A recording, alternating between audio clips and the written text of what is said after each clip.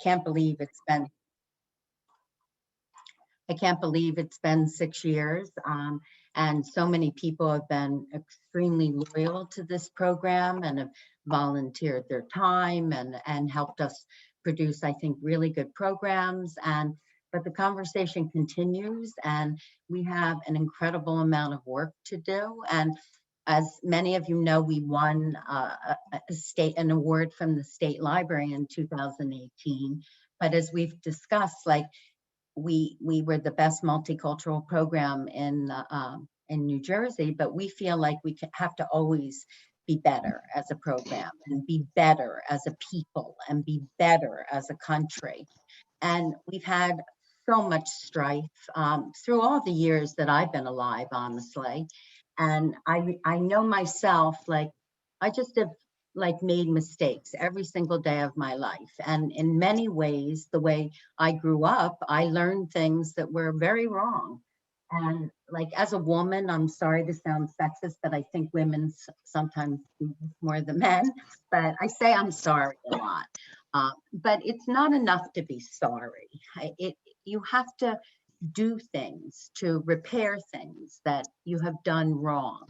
And I think a lot of people right now are a little scared because they see that maybe history wasn't quite the way they saw it, but they don't want to admit that anything is wrong and that they're sorry. And in fact, when I had a conversation with my son several years ago about reparations, he had read the article by Ta-Nehisi Coates that we're putting up tonight that I really recommend everyone read. And at the time, I really didn't see how we could make reparations, like with Indigenous people, with Black people, all the things that we have done as a country that we need to repair if we move forward. And tonight's program is about how we repair, how we move forward. And I really appreciate keeping an open mind in this program and remembering, like, even little things when you walk down the street and you see maybe someone of color or you see somebody different than you see someone homeless, just give them a smile. Like, a lot of times, you know, that's all that's needed to help heal the way we are as a human race, is just to show somebody that you notice them and that, you know, you care to see them that day. So, I mean, as we move forward, if that's something that we could do, and again, you know, keeping an open ear, and please bring your questions tonight because we have 4 just absolutely wonderful panelists. Also, as far as the library goes, we have a seed swap this Saturday. The library, as I've told you before, for those that you have come to the program, we've started giving out seeds and we want everybody to have, you know, them for their gardens. You can bring some, you can take some, but it's this Saturday from 9:30 to 11:30 outside the library on the porch. In addition, we're starting walking tours again. Our first one is September the 11th. And the last thing I really want to announce is the most exciting in some ways is we have an author talk on September the 22nd. The woman, the author's name is Alfa Joshi.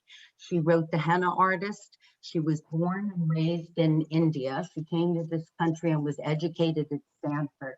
She's had an amazing career. And at 62, she published her first book, The Henna Artist.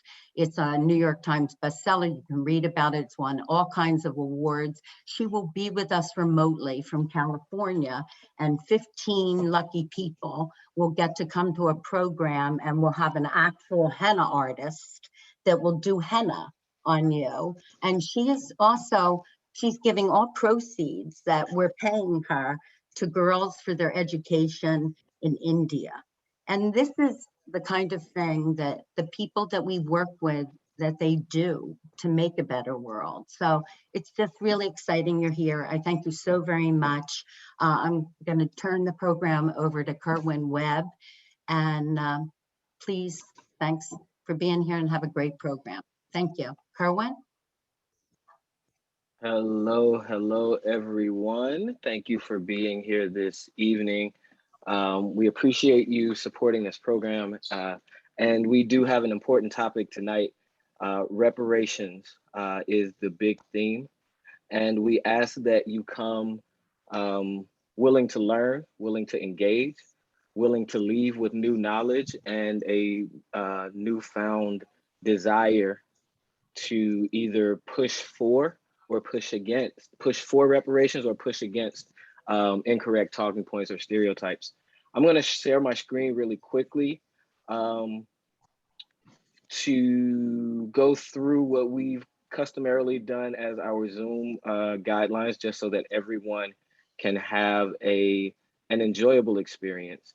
We want to make sure that everyone can see and hear. So this is like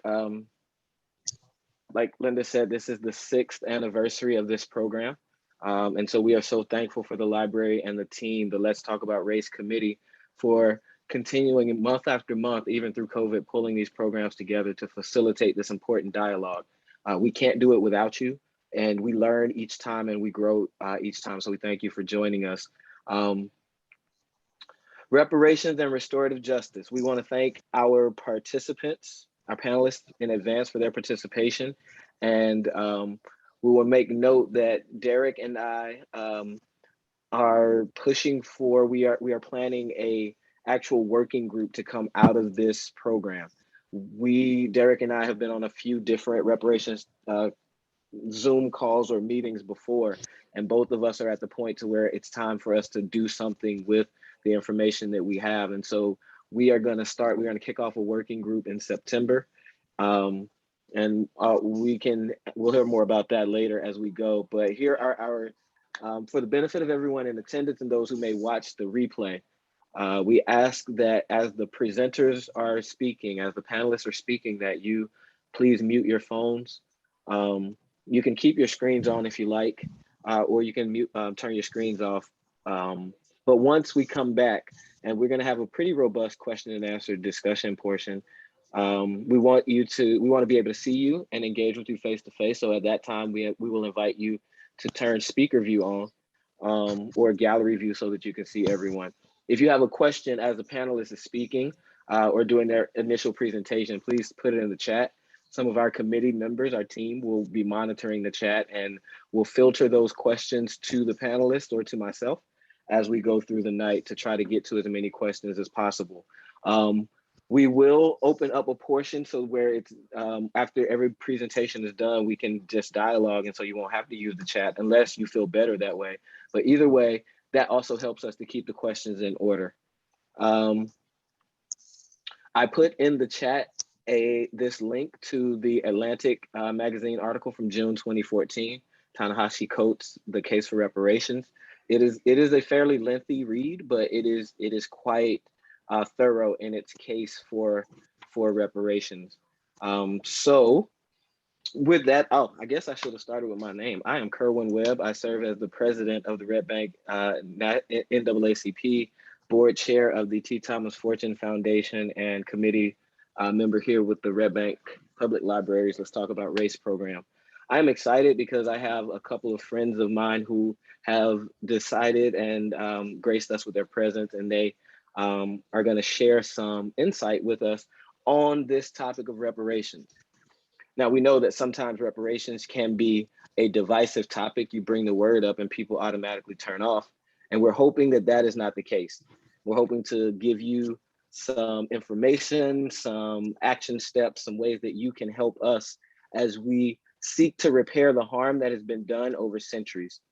If you are one of those who believe that there has been no harm done and that there is no repair due, then I am not speaking to you, because we have different frames of reality. But those who will acknowledge a problem and will say, okay, it's going to be complicated, but I'm willing to work with you, we invite you into the conversation. Joining us tonight, our esteemed panelists. First, I will introduce the Assistant Professor of African Diaspora Studies and Literature at Monmouth University. He was also a former board member of the T. Thomas Fortune Foundation and Cultural Center in Red Bank, and just is a wealth of knowledge and information. He's a third-year teacher at Monmouth University, and is prepared to share with us some new insights on reparations and the way that it stings. the way that I'm going to do this, I'm going to introduce all three of our panelists, and then we will have them to introduce themselves and present their 5 to 7 minutes. So first was Dr. Anwar Uhuru of Monmouth University. I will ask him to speak first. Next, we have the Social Justice Director at Trinity Episcopal Church in Asbury Park, Derek Minno-Bloom. He is a friend of mine, and we have done several campaigns and several programs, everything from rent control to reparations to just engagement in community activism and just community work. And so I'm happy to introduce Derek Minno-Bloom. Thanks, Derek, for being here. And our final panelist is a retired New York City firefighter, a Vietnam veteran, and a community activist, Muata Greene, who is going to come and share with us from the lived experience of someone who's done it, how reparations can look, are needed, and what we can do to help move this along. So that is our program. Each panelist will speak for 5 to 7 minutes, and then we will engage you all in what will hopefully be a healthy dialogue so that we can all leave here changed and then go and change something based on being here. Is that all right? So now I'm going to yield the floor to Dr. Anwar. Okay, thank you so much, Kerwin, and everyone here. So in order for me to talk about now, I have to go back a little bit. So the topic of reparations has been a centuries-old conversation since the emancipation of enslaved Africans, who then become US citizens due to the 13th, 14th, and 15th Amendment of the US Constitution. But even prior to that, the indigenous people who were here first, there has been ongoing restorative justice moves. So this has been an ongoing conversation. And so during the Age of Reconstruction, which is the period after the Civil War and enslavement from 1865 to 1875, there's like a 10-year restorative justice period, and it ends in the 1890s when there are Plessy versus Ferguson, separate but equal, and then we have Jim Crow and all these issues. So it's been a constant conversation. And so in the 20th century, we have people like Queen Mother Moore, who's been petitioning the government to have some form of restorative distributive justice in the form of the exploited labor of African descended and indigenous people here. And then currently we have things like HR 40, which is a bill for the US Senate to push the government to study what would it mean to compensate people of African descent, not only fiscally, which is often what people get stuck on, but also this political and social intersection.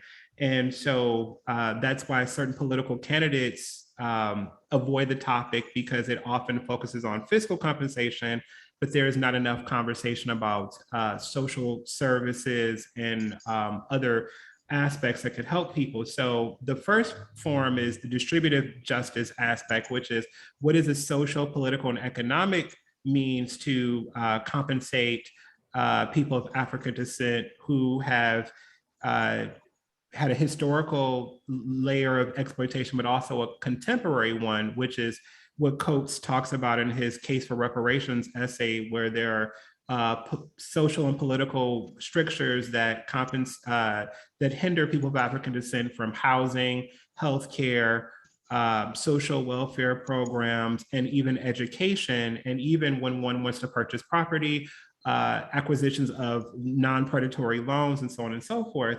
But then there's the other aspect of the rectificatory or the rectifying justice. Like, what does it mean for a person of African descent or who are identified as that to walk down the street and not be racially profiled, not be seen as someone who's bringing possible harm to a community, and or being policed because of being socially imposed as a threat? And we can think of very, very recent incidents of Ahmaud Arbery, George Floyd, Breonna Taylor, Tony Cade, and so many other men and women where there is an issue of when someone appears in a neighborhood or in an environment, will they be seen as a fully formed person? And I think of the work of scholar Drusilla Cornell, who talks about an imaginary domain. What does it mean for people who have been historically and contemporarily disenfranchised to be able to really occupy a domain of space and to be imagined as a whole, fully formed person? So reparations for me does more than just a fiscal marker of one's quote unquote value. What does it mean to value someone on the day-to-day, the germane, at the checkout counter at a grocery store, walking down the street? If a young man who is over 6 feet tall walks down the street, will he be classified as a threat? Or a woman of African descent, if she simply asks questions as to a stop and frisk procedure, will she end up being detained and wrongfully dead in the case of Sandra Bland? Or if she asks for proper health care, will it result in her death, which just happened to a medical doctor during the height of the COVID pandemic, and the healthcare workers labeled her aggressive because she just simply asked about policy and procedure, and then she was denied health care. And so there are so many things that I could rattle on about in terms of this idea of rectifying justice, not just distributing a form of justice, which is really the important thing, because we know once finances dwindle or never appear, what does it mean for citizens to be humane and just to one another? And that is the real work of a reparative or restorative justice for racially non-white people. So I'll end on that. Thank you so much. That was a wonderful introduction and a different way to look at reparations. There was a couple of words that you listed there that I want to pick up on later, and that's the idea of restorative and distributive justice and rectifying justice. I'm imagining that these are some terms that are new to some people, and so we'll ask you to flesh those out a little bit later. Thank you. Next, we will turn to my friend, the social justice warrior of Asbury Park, Derek Minno-Bloom.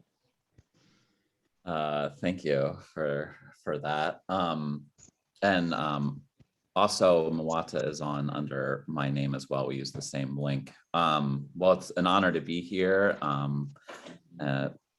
Just work with Kerwin and Muata, and I met Anwar today. I look forward to building with you later. A lot of folks might be thinking or maybe not be thinking, but I guess before I even start that, I am from Trinity Church in Asbury Park with the Racial Justice Project, which is a group that takes place in Trinity. And our mission is basically to talk about what racism looked like and what it looks like. And we define racism as racial prejudice plus someone or a group of people who has systemic power to enforce that racism. So for instance, European folks coming to this continent and having a prejudice against people from Africa or indigenous people from this land. And then they take that prejudice, and the systemic form of that becomes slavery, genocide, and land theft and stolen labor. So that's how we define who we are. And you might be asking why a white cis man is speaking on a panel for Black speakers. And I think one reason, and the reason it's really important, is because white folks or folks of European ancestry or descent are the ones that caused and benefited from slavery, genocide, and land theft. And some folks here or have said in the past that, well, I actually looked up my ancestry. We didn't have any slaves. We weren't part of that. I personally am not part of that. But no matter who we are, if we're of European descent, we have certainly benefited from the land that was stolen from thousands of different indigenous nations here, from the stolen labor of millions of Africans, from the stolen lives of millions of Africans. So whether we directly participated in through our lineage, slavery or not, we've certainly benefited from it with white power and white privilege. And white folks, since we caused it and created it, or your folks of European descent, I think it's our responsibility to figure out how to make reparations happen. And I really love that Anwar was saying that a lot of people just think it's just economic, but I think it's about land, it's about power, access to democracy. It's so much more than just economic. But as white folks or folks of European ancestry, we also need to push our government to pay reparations, to give land back, to figure out other ways to take out systemic racism and place it with humanity, so that collective liberation can be something we all lived. And just a quick point, even the Nazis got reparations from the US government. After the atrocities that they caused, they got reparations from how decimated their cities and land was after World War II. So just, I think it's pretty obvious, but I think, you know, even in the 90s, reparations was really just a left cause. A lot of people on the left were talking about it. Liberals, Democrats, certainly not Republicans, weren't really talking about it that much. It was kind of this left issue. And as you've seen with the Ta-Nehisi Coates article that we've posted, I think that was one of the articles that really became part of the mainstream. The Atlantic magazine published it, and it was really great to say that, you know what, reparations isn't that left. It's not just a Marxist thing. It's not a socialist thing. It's actually just basic human decency, that a nation that benefits off of slavery and land theft and genocide should pay for that. And to be clear, you can never make that right. There's nothing you can do to make that right.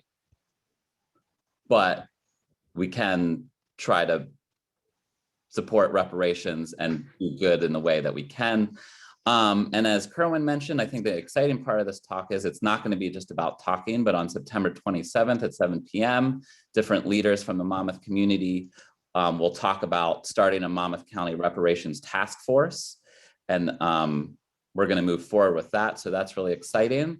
And the Racial Justice Project is really working on reparations now. And we believe that reparations is about Indigenous and Black reparations, that they need to occur simultaneously with one another to heal the horrors of genocide.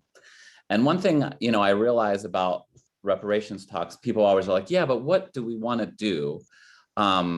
What's tangible? So I'm going to read you a few things that the Racial Justice Project wrote to the Diocese of New Jersey of the Episcopal Church. The Diocese of New Jersey is anything south of Newark. But real quick, I'll just premise it with what we did. And I realize not everyone on this call is Christian, but we could price that with community member or whatever. But this is what we wrote. As Christians, we believe that because of God's love, it is God's work to free people from slavery, sin, or chains. We also believe that God chooses humans to do God's work. Therefore, it is our work to completely emancipate all people from slavery and its systemic consequences. The consequences manifest today as systemic racism towards Indigenous and Black communities. We recognize that other groups also experience systemic racism, but we are referring here to specifically the continuing legacy of slavery experienced by Indigenous and Black communities, which is now manifested as systemic racism. While slavery is no longer legal outside of the prison system, and just to note that slavery is still legal in this country within the prison system, which is horrible and needs to change immediately. Its consequences of poverty, lack of housing, excess policing, police violence, incarceration, continued land theft, and economic inequality remain. We believe it is our job to actively work towards reparations and a complete end to the injustice of slavery and genocide. So we gave about 8 points of just kind of somewhere to start. And I'm just going to read them and then I'll be finished. First, for Indigenous reparations, start to build relationships with local Indigenous communities of Sandhill, Nanticoke, Patuan, and Ramapo Lenape nations. The diocese also should educate its church and her histories of Indigenous tribes, and you can replace diocese with city. And just important to recognize that Currently, and we can start the reparations process now. Currently in Red Bank or Asbury Park, we are in Sandhill Lenni Lenape territory. The Sandhill Nation did not give up this land freely, but they were violently forced off this land or killed, so just to remember. And one thing the Racial Justice Project did was we got Asbury to officially recognize Indigenous Peoples Day as a city holiday. Our second thing was to invite communities to tell the diocese what they envisioned for reparations, and the importance of this talk, as one white cis guy talking with 3 other Black folks. It's not my job to decide what happens with reparations. It's really my job to facilitate white folks to make it happen. I think it's clear that Indigenous and Black folks are the ones who will design what reparations look like. 3, the diocese should be willing to study the history of the diocesan property and trace when it has taken from Indigenous peoples. When the findings, the diocese local congregation should begin a dialogue with local Indigenous communities. The conversations might include a discussion of giving back land and financial compensation for colonized land that has become church property. And 4th, the diocese should be willing to share their land and offer it up for traditional ceremonies or Indigenous-led businesses or nonprofits. And then we have 4 ideas for what reparations could look like in the African diaspora. Reach out to historically predominantly Black churches within the diocese and create a reparations task force and ask them that they would want reparations to look like. 2, assuming that reparations from the Diocese of New Jersey would reach farther than its parishioners, the diocese would also have to engage and partner with local Black communities for the direction reparations should take. A good first step would be to ask parishioners to complete the attached form. The New Jersey Institute for Social Justice is actually creating a reparations task force for the entire state of New Jersey. I can post that link if folks want to sign up for that. I'll do that when I'm done in just 1 minute. 3, the Diocese of Maryland and New York are having predominantly white churches give a certain percentage of their yearly budget to current Black churches within the diocese. 4, the diocese should choose a local Black-led social justice organization that can receive reparations contributions and distribute them according to the diocese program. 5, the diocese could also buy land and create a nonprofit with the mission to build Black-led and owned cooperative housing units. 6, the diocese should adopt and recognize reparations officially at the convention. Thank you, and I look forward to people's question and answers. Thank you so much, Derek. Do you guys see why I'm so excited about this panel? Because there's so much information and so much stuff that can be done. It's being actuated, right? There are some dioceses that have adopted some of those principles and have started doing repair work, right, Derek? New York and yep. So see, there's a model, there's a footprint out there, and so we can just copy it and begin to expand on it. Our next panelist is community activist, retired firefighter, Muata Greene. And the floor is yours, Muata. How y'all doing? Good afternoon, everybody. Well, I just to briefly tell folks who know me, I'm actually retired paramedic, 26 years of fire department, also a Vietnam vet. And that's, talking about that briefly, that got me to my activism. I got out of Vietnam in 1969 and became an activist in the 70s. And during that time, I was part of movements that was actually involved in bringing forth reparations. I was part of Congress of African People, which was a revolutionary socialist Black nationalist organization that was about reparations. Also, I was at the founding meeting on September 26, 1987, of the founding of NCOBRA, which is the National Coalition of Blacks for Reparations in America.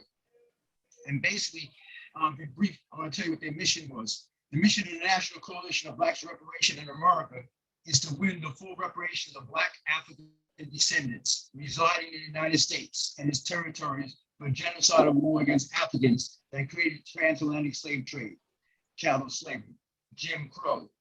Chattel slavery continued. And that's when in COBRA, we organized and mobilized a strata of the Black community as an effective mass-based reparations movement. And COBRA shall also serve as a coordinating body for the reparations effort in the United States.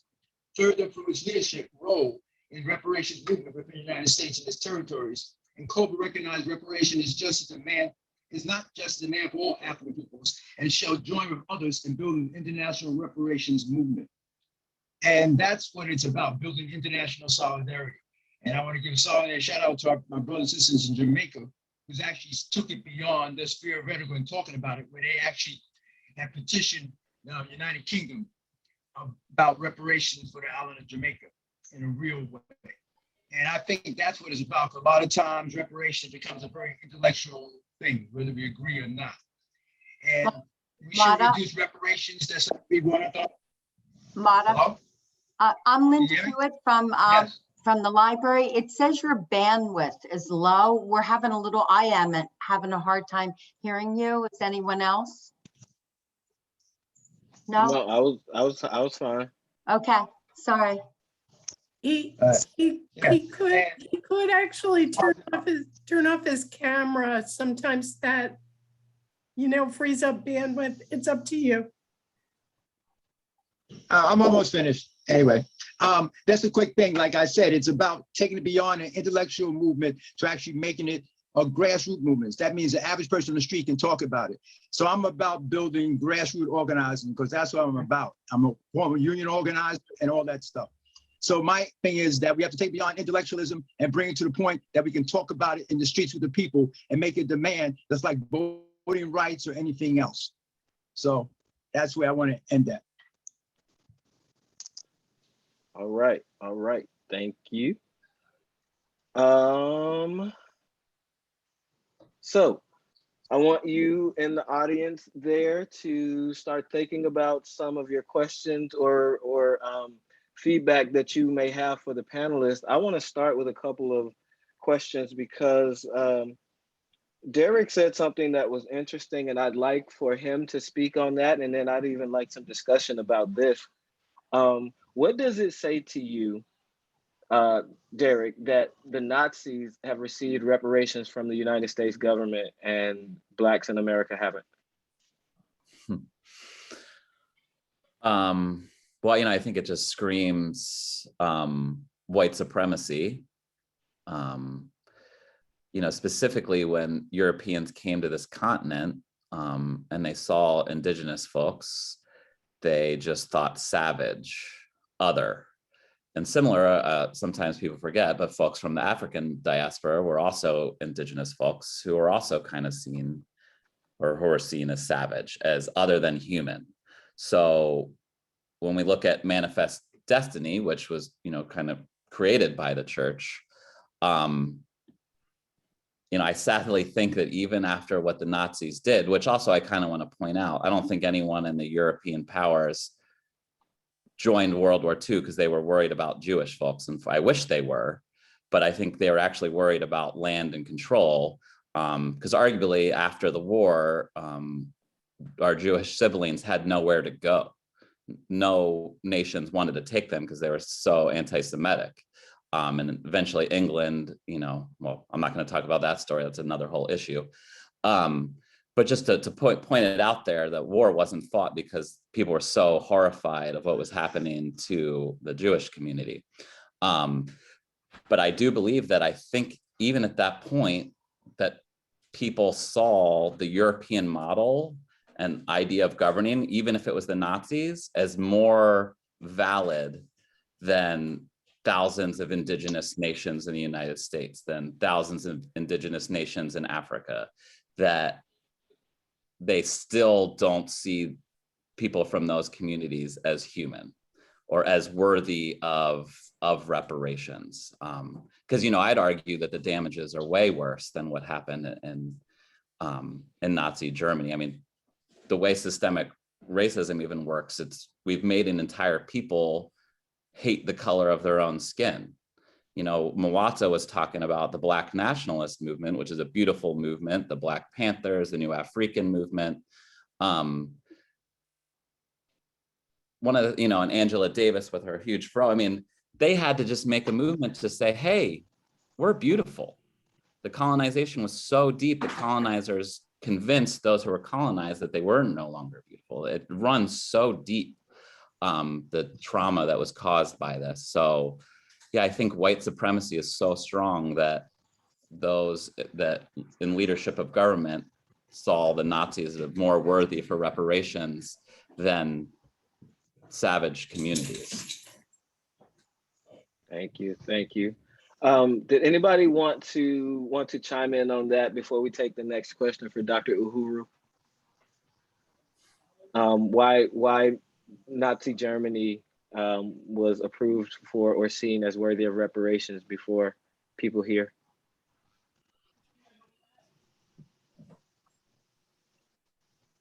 No thoughts, comments, none? Yeah, Kerwin, that's not a super easy question. Well, so wait, let me say this. This is a safe space, and it's for exploring ideas and thoughts. You don't have to have it all fully fleshed out. We are not looking to attack you for your thoughts. It's just conversation to help everybody learn and grow. Kerwin, Yes. Linda Zuccaro. Hi, Linda. A factor, I believe, in granting reparations to German people after World War II was similar to the attitude after World War I, to prevent another war. And it was felt if you could do some kind of economic rebuilding, that would be a factor. I'm not justifying it. Don't get me wrong. I just think that's another historical piece we could put in there. Yeah, thank you for that. And the thing that I like about this space and these conversations is that we try to explore and get at the nuance, because as one person in a workshop that I was a part of said, history is contested. And it doesn't mean that because the way that I see things, it doesn't necessarily mean that's wrong. It could just be incomplete. And so this is where we do the sausage making. Carl Hunter. Yeah, hey, Kerwin. I agree with Derek. I agree with Derek, but I would take it all the way back to the 3/5 compromise. When we look at the humanity of people of African descent, they had none. They were considered animals. So why would I give an animal reparations, right? And that continues, right? Even today, it's framed in another way. But when I walk into a store, even though I have a collar, when I don't wear my collar, right? I'm 6'2", 250 pounds. I'm an animal, right? You don't know me. You don't know the content of my character. You just see the color of my skin and what society has deemed as a social construct of who I am. They just see it in my skin. They don't see my humanity.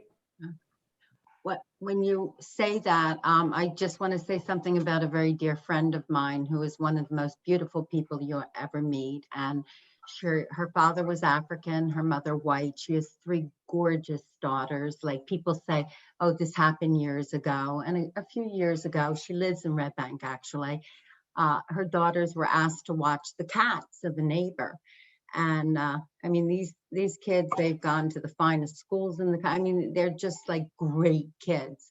And a neighbor in Red Bank called the police on them because she was worried they were breaking into the neighbor's house. So every single day, these things are still happening. And we had a comment that said that they didn't realize that the Nazis had paid reparations. Well, recently I heard, I think it's Judy Cantor, who started the Me Too movement in the New York Times. She was being interviewed with her mother, who's in her 90s, who was in a camp in Germany, and she's still receiving checks to this day. And she said, that every time she receives one, it makes her certainly not forget the past, but feel that at least there's some type of restitution for her. So thank you. Thanks for that. There are some comments and questions in the chat. If you have comments about this, just write it down and we'll come back to it. I want to get to this question for Dr. Uhuru. Patty White. Jim has a comment too. Jim White also has a comment. Okay. Do you want to come back to that later? Yeah, if he can write that down, let me get to the question for Dr. Uhuru. Anwar, can you elaborate on the concept of restorative justice, also as it relates to traditions among some indigenous people in other lands? Yeah, sure. And I just want to quickly say that myself and Derek put links in the chat box to further answer the Nazi question. I gave a link about how Jim Crow influenced Nazism. So that also ties into, I believe, what Carl was saying about like just the fact that if he doesn't wear his collar, he is wrongfully profiled. So just the fact of like Nazism ideology that is the US has a role to play in that. So, but to answer your question, when I think of restorative justice, it is really righting the wrongs that were never righted. So for example, if we go back to the indigenous people of this country, there has never truly authentically been a pathway of restorative justice for indigenous men and women and those who are don't prescribe to binaries. If anything, there have been little treaties, but the treaties are always broken. And the ways in which indigenous folks are constantly pushed out of their designated space. And they are often pushed in spaces that are not fruitful in terms of being able to grow or produce food. And it's also environmentally unsound. And then of course we think of the Dakota Access Pipeline, which is still being fought. So here it is, there's a pipeline for oil that is going to not only ruin water and environment, but it's also gonna create environmental havoc for everyone. So there is no rectification for that. There is this ignorance that people of indigenous descent are given government compensations, and that's not completely true. It's only indigenous groups who are federally recognized. There are tons of indigenous groups that are not federally recognized. I can think of the Lenape people who are occupy or reside in what is currently identified as North Carolina, for example, and there are tons of indigenous groups of folk who do not get the federal recognition as other groups of people. And if certain groups are federally recognized, there is often some type of fiscal reason why. If I think of the Osage people, there was oil discovered on their original occupancy. And so there are so many documents of Osage people being literally murdered and massacred because of their oil rights. And so I could go on and on about that, but basically restorative justice or rectificatory justice, or to rectify, means what are the actual long-lasting notions that government agencies and regular people willing to do and retain in order to make sure these groups of people are continually protected and seen as humane. And that is the thing that the US has yet to do. To quote Angela Davis, she says, America is really great at creating programs and amendments, but they are not great at abolishing systems of oppression. Because Derek mentioned, rightfully so, the 13th Amendment is to abolish chattel slavery, but it does not abolish slavery. It just redefines what we consider slaves, and those are people who are incarcerated. And if we look at it from a racial and or fiscal aspect, these are often people of African descent and or poor people who are criminalized. And so that's what I mean by restorative justice, is really to really restore a sense of justice and to a sense of citizenship. Because if you are incarcerated, your citizenship is taken away from you.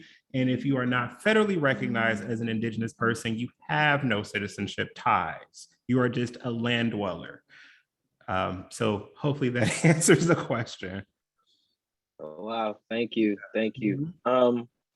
So Jim had a comment, and then I want to bring Muata back in and ask about some of the organizations that he'd helped to found and what might those organizations offer to us in this moment, especially looking at the planning work that we're looking at doing. But Jim, your comment, please. Yeah, I'm sorry, I'm a few minutes over now. You mentioned about German reparations. And the question as to why. I mean, we rebuilt Germany as part of our strategy to contain communism. That's pretty much the only reason. Same thing was why we rebuilt Japan.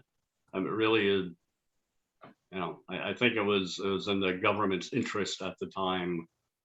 And obviously it took, unfortunately, those things seem more important than what we're talking about here.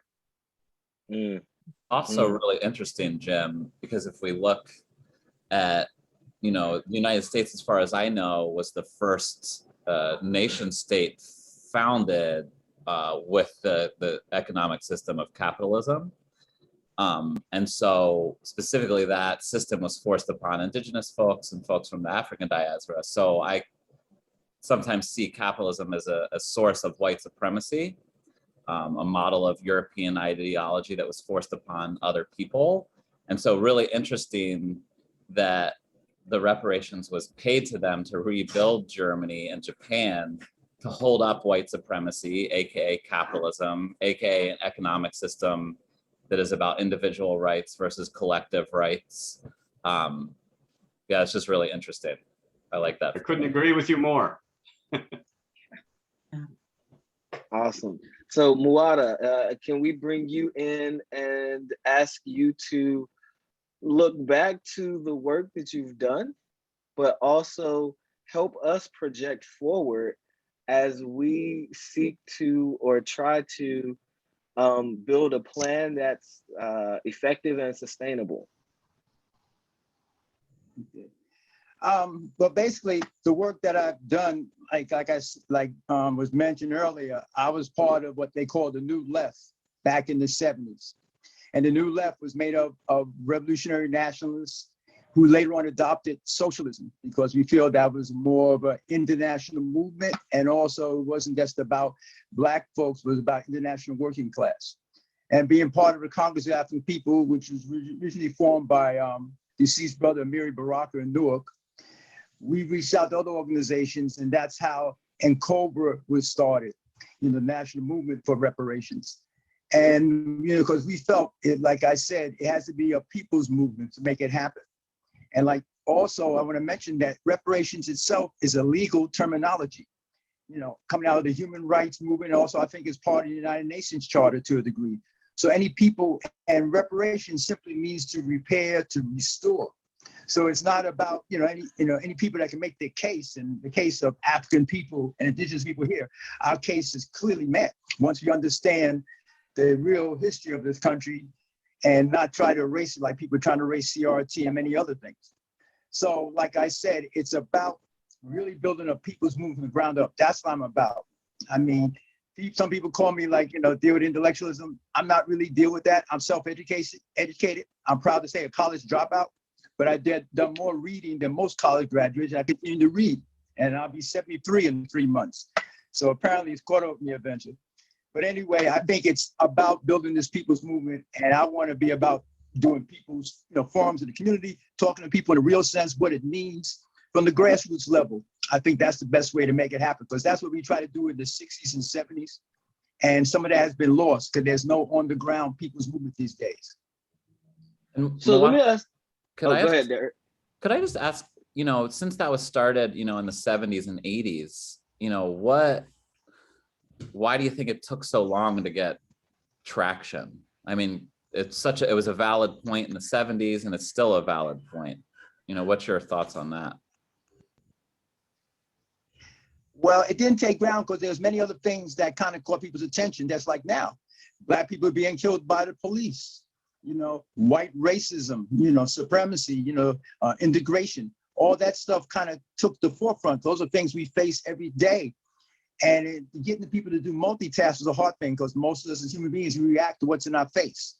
And also we looked at it as something that had to be done, but it's insurmountable. And also, like I said, it wasn't brought down enough to the basic level to get the common man and woman on the street to understand it. So that's why it wasn't dealt with. And that's one reason I think it's not being dealt with now enough, because there's so many other things that we got to deal with. So it's like being multitasked. We got to build a people's movement. All right, one question, and then Kerwin? Yes, go. I was writing in the chat, and this is a question, and people might get upset, but are reparations a realistic ask, right? When I consider what the brother just said, if reparations is defined as restoring to an original state, what was the original state of African Americans when they came here in the first place? It was that of slavery. So I don't want to be restored to that. Mm-hmm. Right? There's something greater than I'm asking for. And the money that we gave to the Nazis, we weren't uncomfortable when we gave them that, right? It was something that the American system could bear. Now, if you give me something that you can bear, you're really not paying me back for the castrations or restoring me to anything, right?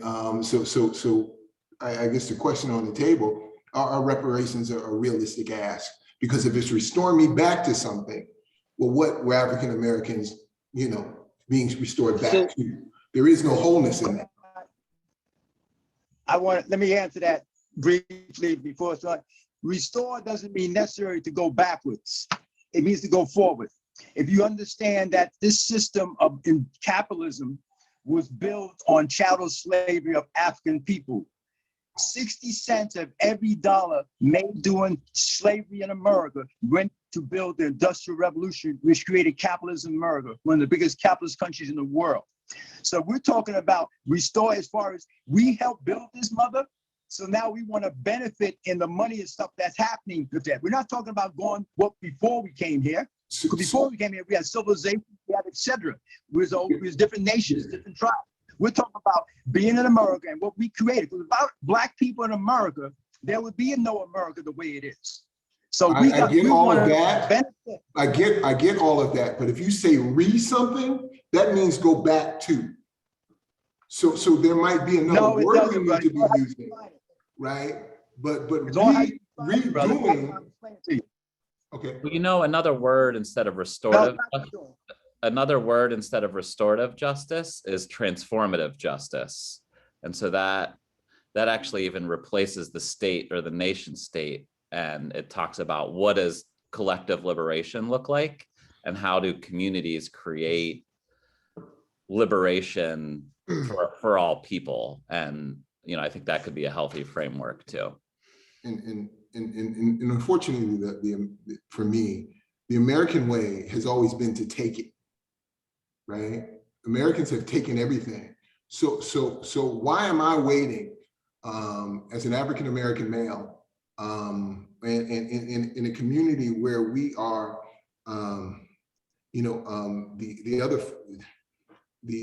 what I would call the dominating community, they're at zero birth rate, right? So they're being overtaken. There was a movie called White Man's Burden. I don't know if anybody's ever seen that, but it had John Travolta and Harry Belafonte. You need to check that out. But why am I always waiting for someone to give me something when I'm in a place to take it? No, it's not that. May I tell you, it's not about waiting, brother. It's about what is ours is due. Like I said, if you really understand the concept of this capitalist system, which is the problem, capitalism is our problem. We're not trying to say we want to build a capitalist system. I feel we should build a socialist system, a more progressive system. But it's like you working for nothing. You owe me something. It's that simple. You got to make it in dollars and cents. It's about we worked for over 300 plus years, then segregation, Jim Crow. We are owed stuff. And it's a legal thing that we should get part of it. Doesn't mean that we wait. But at the same time, understand, we are not a majority yet in this country. It's about uniting with progressive people of all ethnic nationalities and building a real people's movement to request what is owed people. That's like Native peoples, their land should be given back to them because that land is valuable. This land was taken away from by the capitalists. It's understanding that whole thing. That's why in the we move. Go ahead.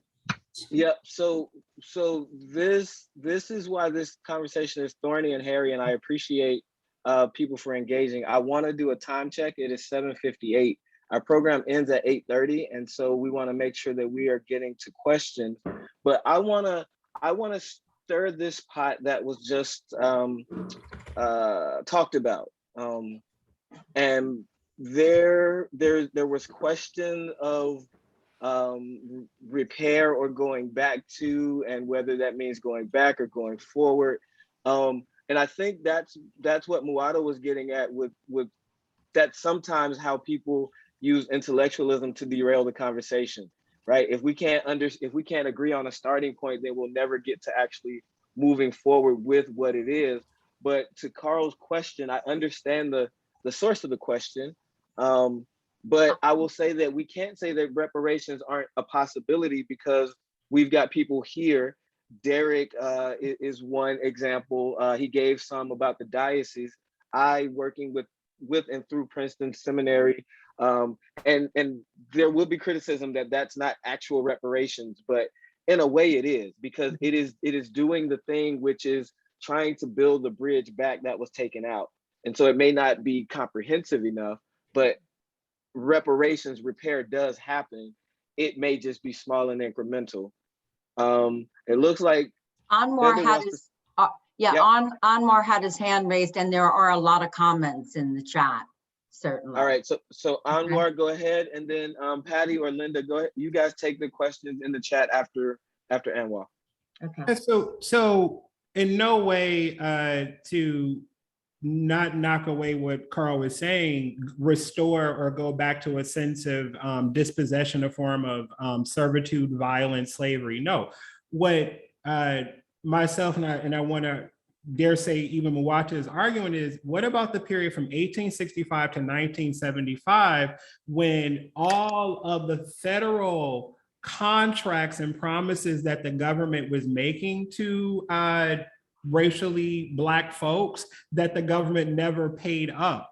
And that restorative is what we're arguing. The first three civil rights acts from 1866 to 1875, if those were truly honored, we wouldn't even be having this conversation. The result of that was they realized how affluent and upwardly mobile formerly enslaved Africans were. And that's when the rights started being pulled back. And then from 1865 to Tulsa, Oklahoma, for example, that is a great time period to think about the ways in which taking what was ours by our own literal bootstraps, to use such a Protestant capitalist model, those are moments in which those restorations have not, those forms of reparations and restorative justice have been compensated. We still have living descendants of the Tulsa massacre, and that is one of hundreds of massacres that have happened, and we see it starting right after emancipation, and it goes on today in various forms. That's what we're talking about. We're not saying go back to a form of bondage, but the contracts and agreements that the government made were not honored. So in that sense, what about all of those continued forms of injustice? Is one aspect that we're trying to say, no one wants to go to that level of oppression, but that's what we're arguing. But unfortunately, as Muata's been brilliantly articulate about, is in this system, we have to have a form of checks and balance. And oftentimes it is in the form of a fiscal check, but the ways in which we don't categorize and catalog all these other intricacies of racial injustice. And of course, the church should be a part of this conversation, because Georgetown University has created a form of reparations for its role in slavery. They had almost 300 slaves on their registers. And so the descendants of those enslaved people are able to get an education, and there has been fiscal compensation for that as well. And that is the one thing we don't talk about enough in these conversations, is the role of the partnership between religious institutions and the state. So that is the thing I just wanted to bring into the conversation. Yeah, I'll say this, because that's interesting that you brought up Georgetown. That was one of the schools, one of the institutions that the seminary task force at Princeton were citing as an example of repair. I think it was that one, or might have been another college in that area, but somehow the reparations program that came out, the students ended up funding it through fees. There was like a fee on, because the students were saying, we are passionate enough about this to where we will make this payment, even though the Board of Trustees did not approve it. And there was some controversy with that as well. Also, it's interesting that you mentioned the churches, because I have an article that is in the editing process with Shared Justice, which is a production of the Center for Public Justice out of Washington, D.C. I'm writing for this new series called Religious Freedom Reframed. And basically, the idea behind religious freedom claims usually seem to bear on the oppressive side, on the side of oppressors versus others as far as rights.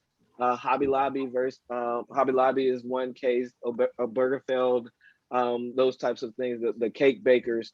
So in that, I'm arguing that it is the everyday individuals, the members of the church, the people at the library, the folks who attend sessions like these, that in their everyday life, they do those little pieces of repair without fanfare, without resolutions, and they open up and create opportunities that allow people to, gain that leg up, gain the opportunities that they need to grow. So I just thought that was interesting, because all of this is tied together. Educational institutions, religious organizations, all of those things. Carl, I see your hand, but let me run through some of these things in the chat, and then if we have time, I'll get to you. Judith Stevens made mention earlier when we were talking about the Nazis getting reparations. She was mentioning that there was also a very successful precedent in paying restoration payments to slaveholders for their losses after the Union confiscated and freed, manumitted the slaves. So it's depending on who you are or what your perceived crime was, we can find reparations for you, unless you happen to be one of the unmentionables. Dr. Anwar says, yes, Judith is absolutely correct. Reparations were given to slave owners because of loss of labor. And during slavery, traders and owners could file insurance claims if a slave was thrown overboard of a slave ship. There was there to protect owners if they killed a slave, Casual Killing Act. So yeah, inhumane treatment, and it was financed and backed by federal, state, local governments, and individuals. Question for any of the panelists. What can we learn from South Africa's truth and reconciliation work?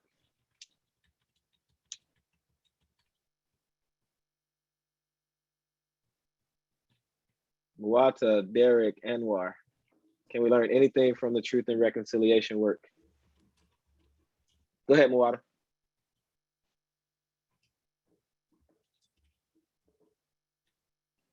You're muted, Muata. Yeah, okay. Yeah. I think one thing we can learn from the South African piece is that, having a national conversation, and I would take that to the grassroots levels, is very important to get an understanding of that. But at the same time, understanding if we don't have the right type of government setup, which apparently they didn't have in South Africa, that's why a lot of the people that were taken out of apartheid now are economically the same place they were under apartheid, because there was a system created where people of, the capitalist class kind of took over, so to speak, using it as a word. So I think we have to have a national conversation to get it understood. Just like we have a national conversation about CRT, but get it to understand that we have to things in place where the government is forced to carry this out. And the money just doesn't go to an elitist few, and we create more upper class people, and the majority of people that is due doesn't happen. So I think that's one thing we can learn from South Africa, what they didn't do it right. Awesome. Derek, I saw you were about to go. Go ahead, really quick. You're muted now. I was just about to say that I probably shouldn't speak first. That's all I was going to say.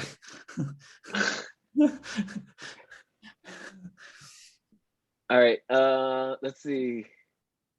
I do see Father William, who's from Africa, might want to talk about the Truth and Reconciliation from St. Augs and Asbury. Floor is his.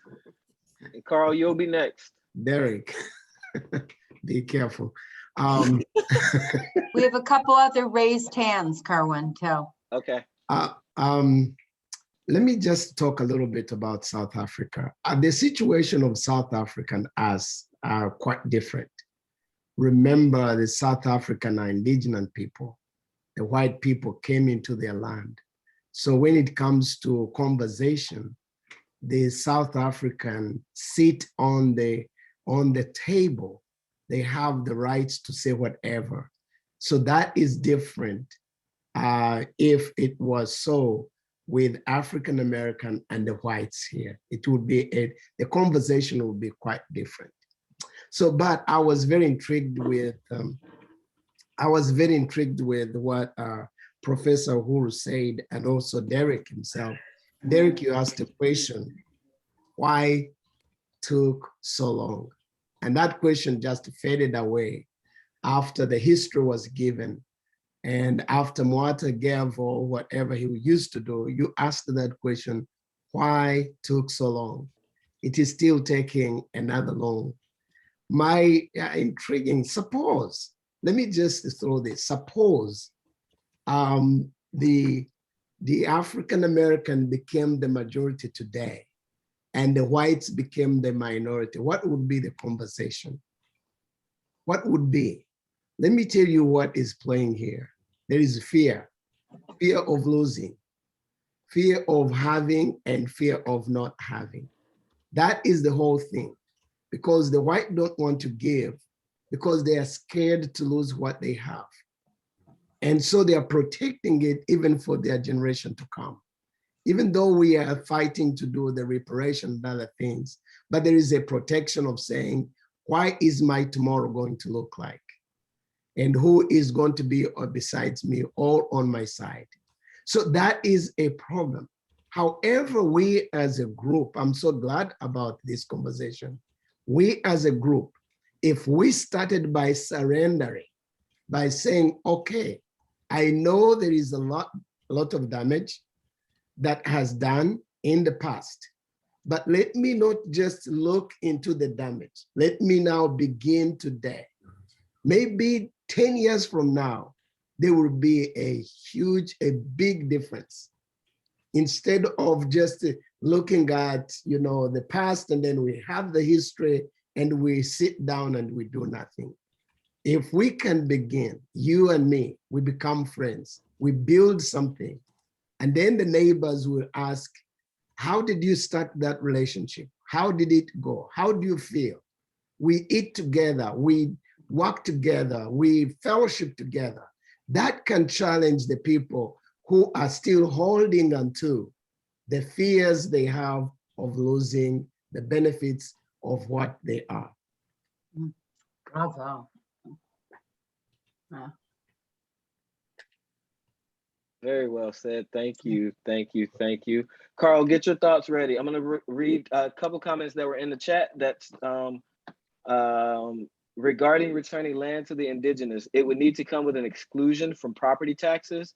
This is Christine Binaco. I think it was in New York State where the Oneatas repurchased their ancestral lands and then tried to remove themselves from the boundaries of the city as an unincorporated land area. The Supreme Court did not allow them to not pay property taxes. So even though they bought their land back and it was stolen from them, they still had to pay taxes to Caesar, who stole it and then allowed them the privilege of buying it back. Dr. Anwar says, yes, that's an interesting case in comparison to the redistribution of land in Oklahoma. This is an example of state versus federal law too. And in this crazy nation that we have all of this mix of laws and regulations, and it's a hodgepodge. And so that also adds to the complexity and the time that it would take. Judith Stevens says, without institutionalizing restorative, transformative, rectifying justices, where do practices that are out of the ordinary, e.g. Georgetown, lead to? It must go beyond good intentions, piecemeal actions, and how our own institutions reflect the collective will toward justice. We'll come back to that. Carl, go ahead and make your case or your what I'm question. going to do is I'm just going to put it in the chat and link for someone else. Okay, and Reverend Woodruff had in a question for all panelists. What do you do? What do you What do you most most wish you would see from the majority European descent Christian groups regarding reparations? What do you see that you wish these groups would not do? What do you see them doing, or what do you want them to do, and what do you not want them to do? Panelists. Ooh, that's a good question. Yeah.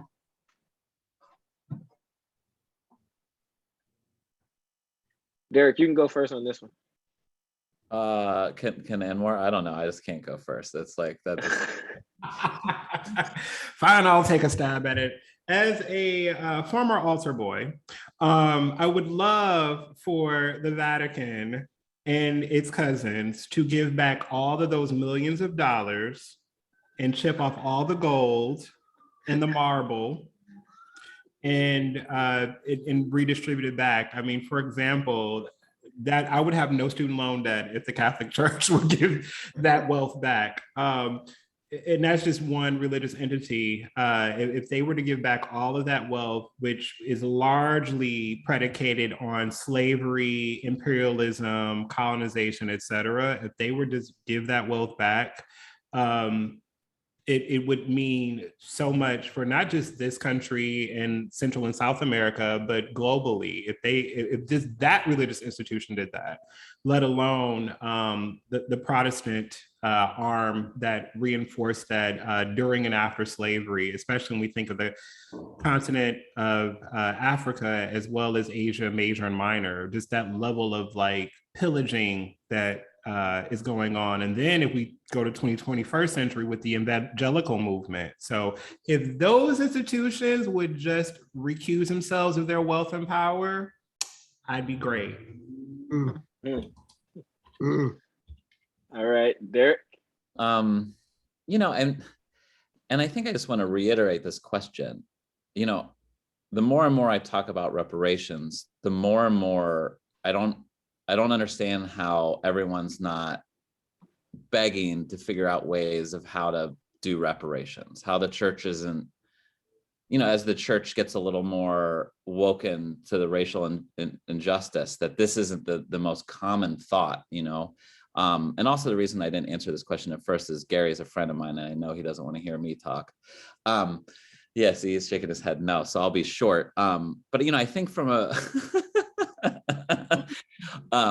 but I also couldn't say no to Kerwin. He asked me twice to speak now. I can't, you know, it's, but I think, you know, from the church's perspective in the United States, I think a real easy move, and I could post what, it's too long, but I think the first step is using church's money to fund groups like we're talking about funding, groups of folks from African or indigenous descent, to talk about what reparations would look like and dictate it. And by fund, I mean paying folks to do this, you know, make it a full-time job of, you know, what this would actually look like in the community. And then once things are discussed and decided upon, which will be hard because again, the African or indigenous community isn't like one monolithic community. There's capitalists, there's anti-capitalists, there's Muslims, there's Christians, there's atheists. Like, I'm not saying that would be easy, but I think a first step would, you know, allowing the people most affected by decisions to make the decisions and paying them to do that rather than, you know, this group's going to be all volunteer, you know, like, you know, Kerwin needs another thing to do, like he needs a hole in the head, you know, but, you know, I mean, that's just a real small thing. Thank you. Thank you. One quick thing. I was that, and I'm a former altar boy too, before I became a secular person. But anyway, that's to say, I think the main thing, if the reason to stop them from doing this, and they should, because they have to admit to their historical part in slavery, their historical part in white supremacy and Western religions over other religions. So they will have to deal with their whole historical wrongs in order to deal with that. And I think that's a sticking point because they're still stuck on Western religions better than other religions and stuff like that, even though the Catholic Church with the new Pope is trying to do some stuff, but he's getting a lot of pushback. Yeah. So I think that's the main thing. The whole foundations of some of the Western religions have to be looked at, just like we look at the foundations of the capitalism. All these things can't be done the same way because you get the same results. Yeah, and one last thing I would say for Indigenous reparations, each Indigenous nation was their own separate nation with their own language, with their own creation story, with their own diplomacy, right? So, I mean, the beginning of reparations for Indigenous folks is giving Indigenous people sovereignty again. Like, that's the start of just, like, right now, we're occupying Lenape land. The United States is still an occupying force in this country.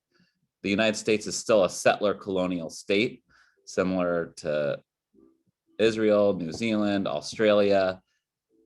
There's still an occupation here. And I think when we talk about Indigenous people, when we talk about justice, and again, Indigenous people aren't, you know, you can't just talk, but traditional and some radical Indigenous folks don't want justice because justice is part of our system, our court system. They want us out of their system. They want to be able to follow their own justice systems, you know, so just to put that out there. Awesome, awesome. So here's where we are. There are a couple of chat comments posting up in the chat. I want to do my quick commercials right here and remind you, Derek and I are leading we're creating a group to work on this because like we just scratched the surface with some of the questions and the ways and the tentacles that this can go. But September the 27th at 7 p.m., we are beginning a working group, a task force. We have some requirements or some thoughts about who we want to invite to that. If you think that you may have some things that would be helpful to share, you can email me and Derek and I will look at our invite list, and if there's room, we can invite you in. And what we're looking for, we're not just looking for people to come and listen or to just come and say, hey, yeah, we need reparations. We know that, right? That's the basics. The thing is what Derek said earlier. How do we facilitate making this happen? Using the frameworks and the tools that are available, using the experiences and the historical context that we have. How do we make this thing move? How do we gain momentum as we are building these grassroots collaboratives, coalitions? That's that part. Also, there are organizations like the library, like the T. Thomas Fortune Foundation and Cultural Center, like the Red Bank NAACP, like the New Jersey Social Justice Remembrance Coalition, like the Trinity Racial Justice Project. There are several groups, organizations who are doing this work, who are trying to tell this story, and who could use your energy, input, ideas, resources, funding, connections, however you think that you may be able to help give back and help smooth this road over. We invite you to send an email to any of us so that we can begin to put these puzzle pieces together to grow this grassroots movement to make this dramatic change. One thing that we have to be honest about and that we're looking at is, this is my personal belief, so you don't have to adopt this, but I believe that America's God is money, capitalism, the dollar. And so giving back land, giving back millions of dollars worth of stuff under your ground is going to be a hard sell for people who historically have had a problem seeing those people who look different as not human. I'm reading this book, Weapons of Whiteness, and it talks about how white women's tears and other tools have been used to silence, marginalize, and destroy people. And so, like, we have a whole lot that we have to unpack, but I just wanted to say thank you for being here. I'm going to leave time for Linda and Patty. Let me look through this chat. There's some links in here. Click them, save them. Let's see, anything good? Round robin, quick. If you have a question or a thought, really quickly. No monologues, no statements. Unmute yourself, share it, and then panel or someone respond.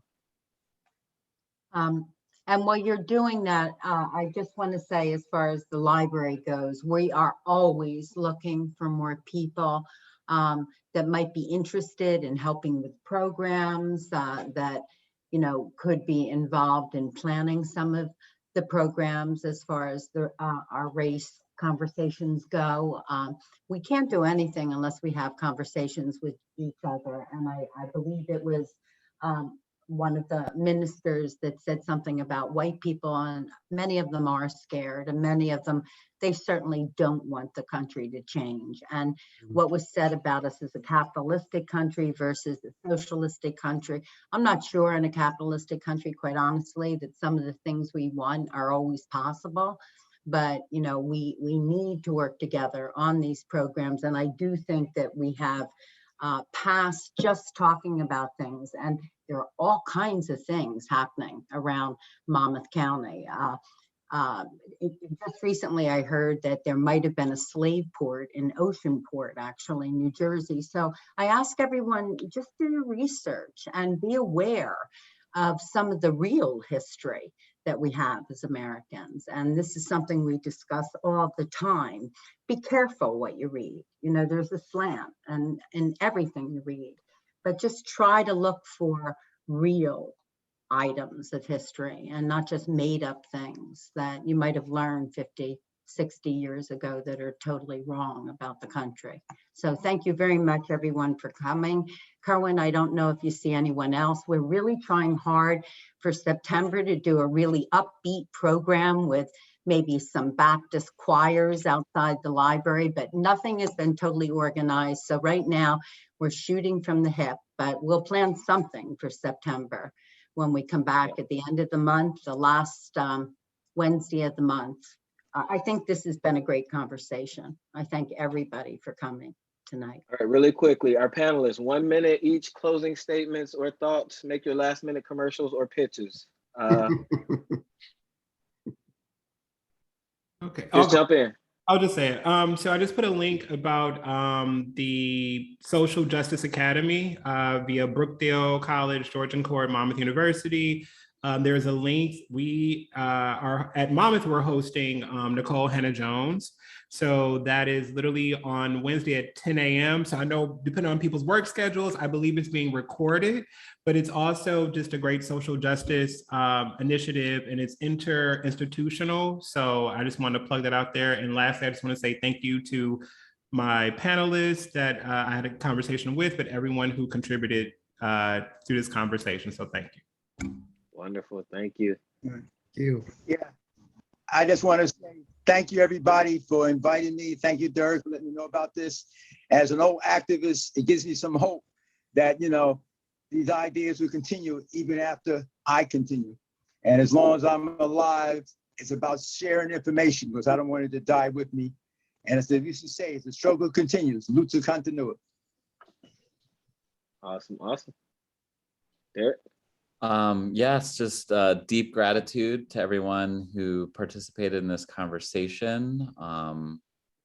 Thank you to the Red Bank Public Library for being a library and a public institution and supporting conversations like this. Thanks to Kerwin for facilitating, and to all the panelists.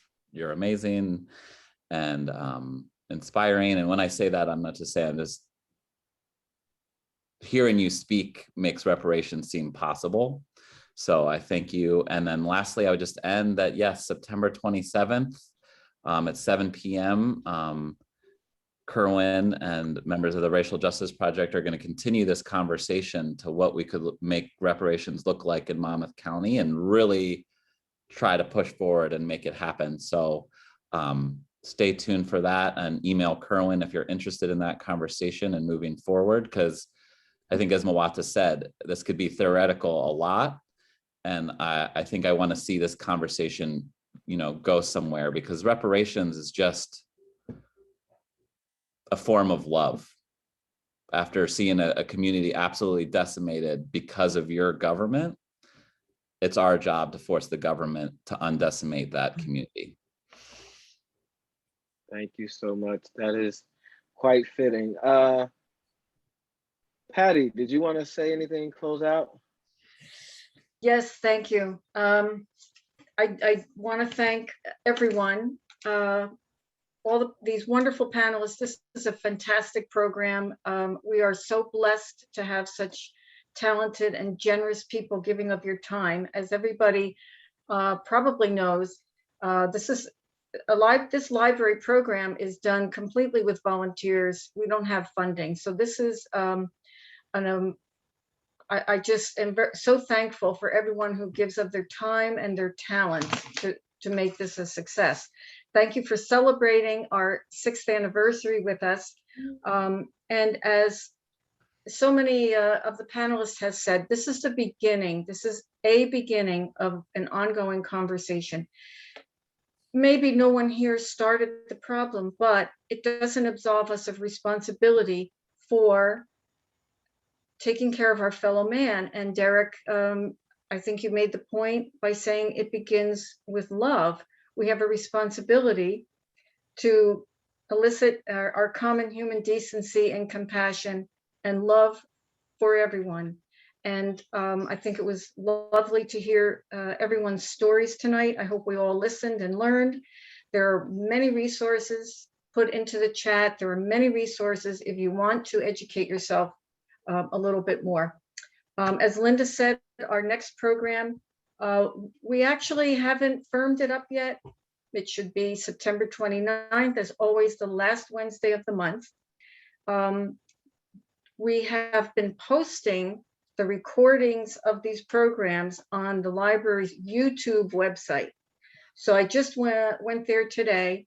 There are about 13 of our previous programs posted on the YouTube link for the Red Bank Public Library, including the last program we had with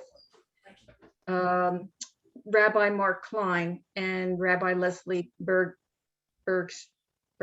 sorry. Anyway, this one will also be posted hopefully sometime in the next few weeks. We're always looking for ideas for future programs. And again, thank you everyone for attending from the bottom of my heart. Good night, everybody. We'll see you next month. Thanks so much. Bye-bye. Night.